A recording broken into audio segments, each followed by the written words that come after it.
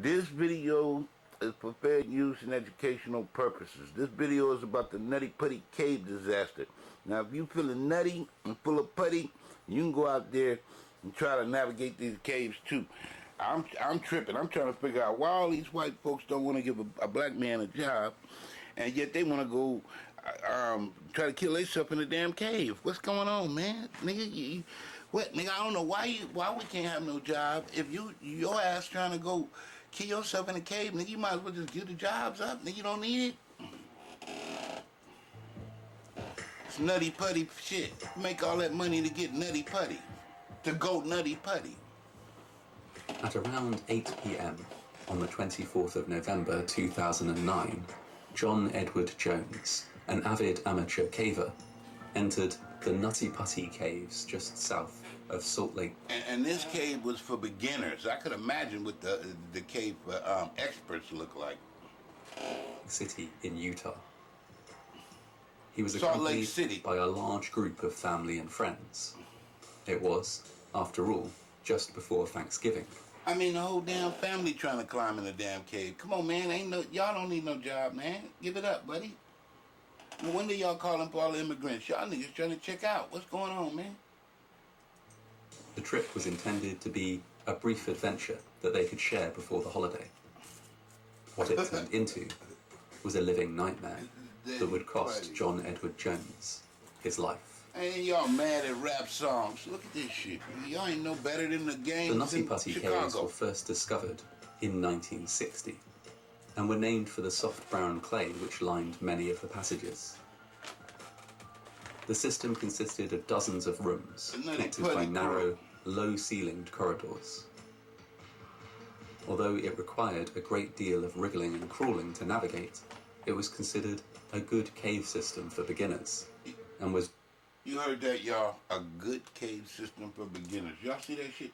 Now, you know them is skinny as hell. I told you got to be kind of skinny to be climbing through that stuff. You can't be no big person trying to go doing this, what they doing, because you're going to get stuck, and it's going to be kind of hard to turn around. And, I mean, you're going to mess up everything for everybody, because if you get stuck, everybody else stuck. So I guess you're going to have to be last in the line. The bigger you are, the last you got to be. Nigga, you got to go to the end of the line, because we can't be waiting on your ass to get stuck. Visited by thousands each year. I don't know why they do it. Those visitors could enjoy features which included the big slide, gonna be a room wherein the floor descended at a 45-degree angle. There was also the maze, a confusing jumble of tiny chambers and tight corridors that were fun to explore and contained a hollow rock that was said to ring like a bell when struck. As supposedly beginner-friendly as the caves were, they weren't.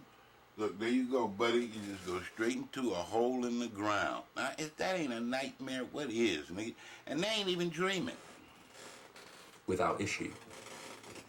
From 1999 to 2004, a number of people, including 2 Boy Scouts, became stuck in tight or narrow parts of the caves and had to be rescued by... You heard that 2 fat Boy Scouts, right? Because they couldn't have been skinny, nigga, because if you a Boy Scout, you supposed to be a kid. Now, men going through this motherfucker, it must have been 2 fat Pillsbury Doughboys got stuck in that motherfucker, nigga. You a Boy Scout, nigga? How you gonna get stuck? Professionals. These incidents led to some change. I mean, did nobody tell them about the Boy Scouts? Including 2 Boy Scouts, became stuck in tight or narrow parts of the caves and had to be rescued by professionals.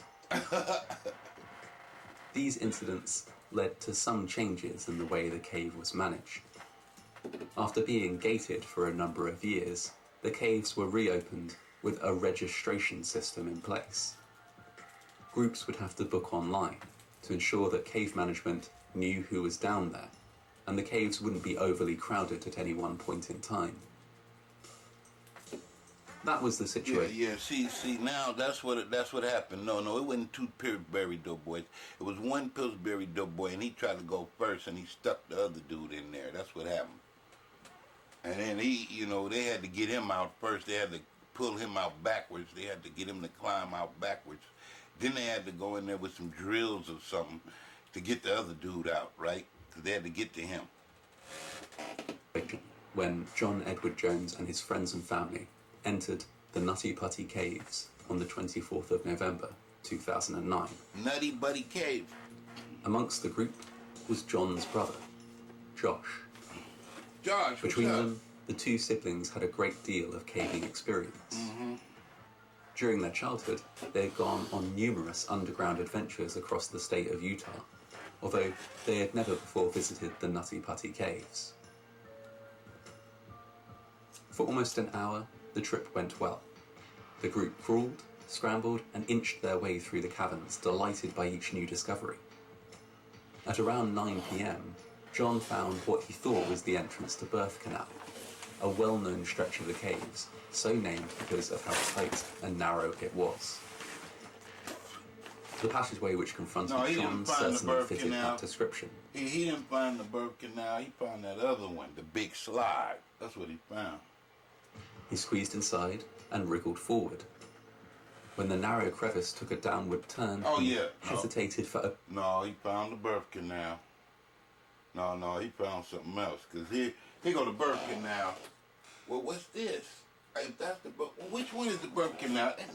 Let me... What's that? Because they got two of them. How's it two Birth Canals? Only a moment. The narrow space way which confronted John certainly fitted that description. He squeezed inside and wriggled forward.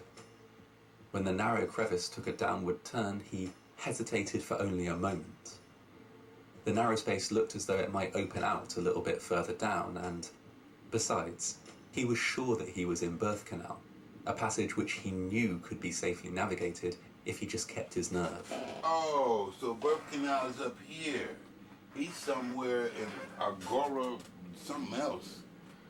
But you can see that this is skinnier than this up here. You see how thin this is, and you see how wide that is? So he was tripping anyway. And then plus he going down. I ain't going down a damn thing. You crazy? I'm going up. Oh, well, they had to go down, though. They going down, so that's the thrill, going down. John wasn't in Birth Canal after all. Instead, he was wriggling head first down an uncharted tunnel in a different part of the caves. Oh, a tunnel that had never... Oh, he didn't pass up the Birth Canal. Okay, so he made it up here. This fat part right here, he made it down here. So he made it to the Birth Canal. Then he done went somewhere else. See, that's the problem with that cave. They didn't have no road maps down there. They didn't have no warning signs down there. Talking about, don't go this way, or something like that. What's going on? How y'all gonna, every caver should have been like saying, don't go this way, we ain't went that far yet, or something like that. Dude must have been a thrill seeker and was trying to find some new passages. But being charted specifically because it was far too small. Yeah, look at that little skinny shit right there. Unaware of the danger, John crawled onwards until he couldn't. When he realized he was stuck, he was head down in an almost vertical passage, the diameter of which was smaller than a front-loading washing machine. He couldn't move an inch. John's brother Josh was close behind him and soon realized something was wrong. When he learned that John was stuck, he first attempted to pull him out, but was able only to shift him a few inches. Realizing that the situation was beyond them, Josh raced back out of the caves to fetch help, while another friend waited by John's side. Within hours, rescue teams were on site. They were faced with an intensely difficult operation. It was now midnight, and pitch black outside the caves as well as in. The place where John was stuck was incredibly narrow, meaning that however many resources were available, only one person could get close enough to access him at any one time. John remained as calm as was possible under the circumstances. Indeed, when the first rescue worker arrived on scene, he thanked them for coming and told them that he really wanted to get out. Making that happen would prove to be next to impossible. Well, this how he is, y'all. He's stuck down here, and he done some kind of way and went down this hole. And I mean, they trying to go find some shit that, I mean, it looked like it didn't even go no further than that. And if it did, nigga, you had to be a mouse or a rabbit to do it, or a snake or something. So it's like, nigga, how you gonna go down some shit like that? What is? See, he was tripping. I wouldn't even been there in the first place, but I'm like saying, come on, man. Rescue workers attempted to drill out the rock around John, but were I'm able sorry, the rescue workers was in shock and they had sympathy, but they just was totally saying, dude, you stupid. to widen one small part of the passage by a few inches, even after hours of labour.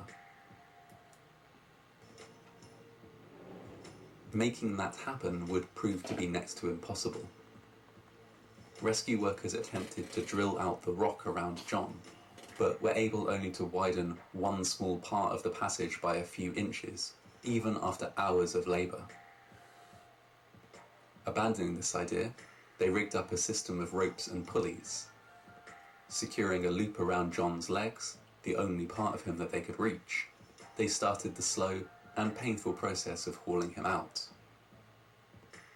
At first, it seemed like this tactic might succeed.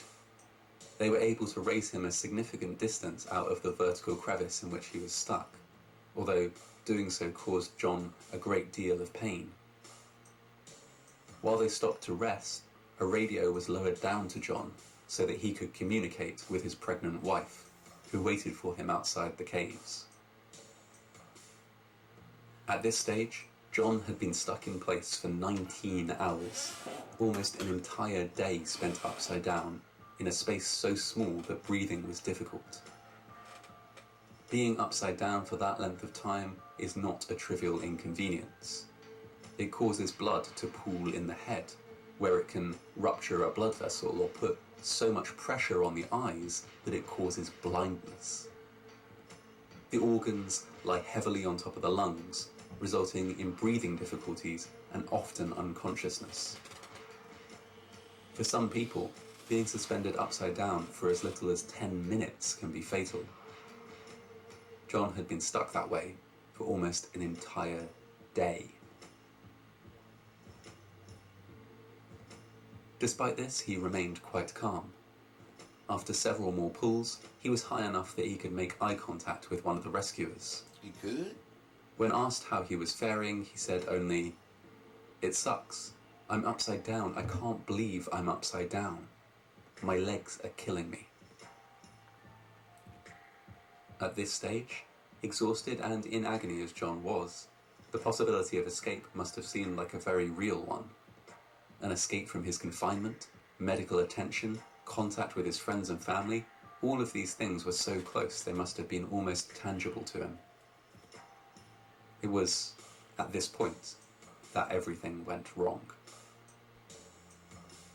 As the rescuers hauled once more on the rope, something gave way explosively.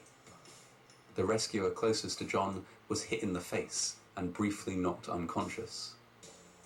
When he recovered, all he could see was dust and darkness. It took several minutes for him to orient himself and work out the terrible truth. John had slipped right back down into the crevice from which they'd been hauling him. What had happened? A stone arch around which the rope had been looped had shattered, and the next nearest bolt had pulled out of the rock, creating slack in the rope and allowing John to fall. The bolt was what had hit the rescuer in the face and knocked him unconscious. The injured rescuer was evacuated from the cave for treatment, and a replacement wriggled into the narrow defile. Damn. They spoke to John, but could get no response, and could... You ain't lying. I'm sorry, John, but some kind of way you was meant to be an example for the next nutty putty that come down this dangerous ass hole, and everybody talking about it's Disneyland and we gonna have a fun trip and shit. We going on a vacation. Where you going, Nutty Putty suicide cave? Nigga, what? You know what I'm saying? So, because that's all I could see, because they said they had him out, had him looking at him in his face and shit, and some kind of other way. I guess they was just about to get him free or something. And then that thing, the rope, they put a peg in the stone, and the stone broke from the pressure of his weight pulling him up. Because he must have been stuck, really stuck. So, then knocked the dude out for a minute, and then John didn't hit his head again. Now he ain't conscious no more. I think his neck broke, nigga. Cause what you gonna land on? Your arms? No, nigga, your neck gonna take your full weight.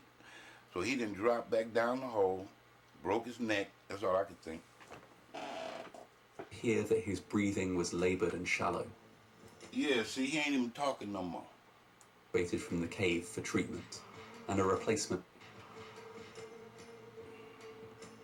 The injured rescuer was evacuated from the creating slack in the rope and allowing John to fall. When he recovered, all he could see was dust and darkness. It took several minutes for him to orient himself and work out the terrible truth.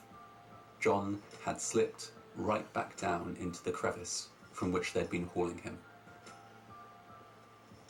What had happened?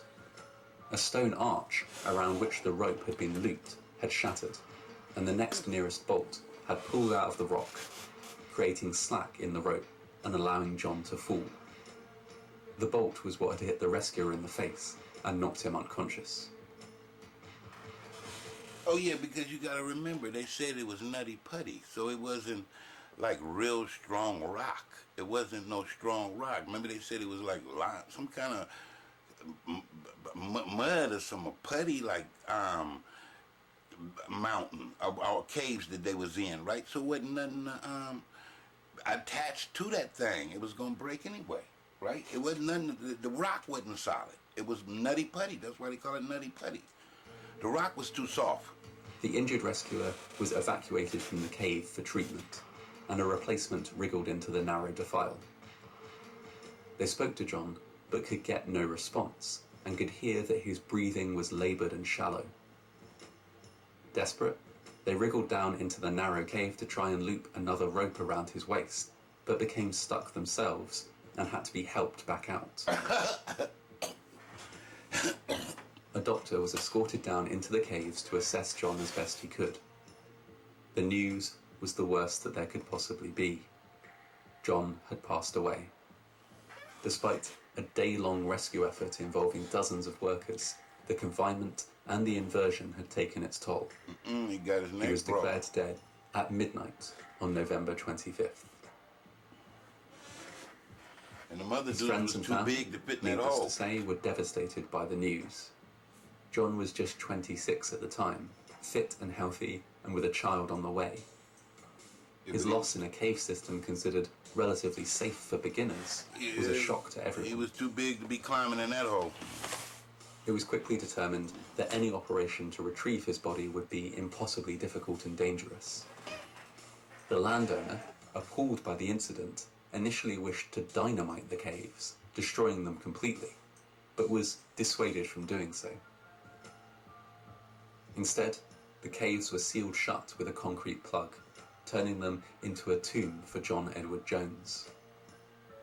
A plaque was installed at the entrance to memorialise the final resting place of an exceptional young man, lost way before his time. There we go, bartender. Watch out for them caves. Yeah, in this video, this is kind of like, I prefer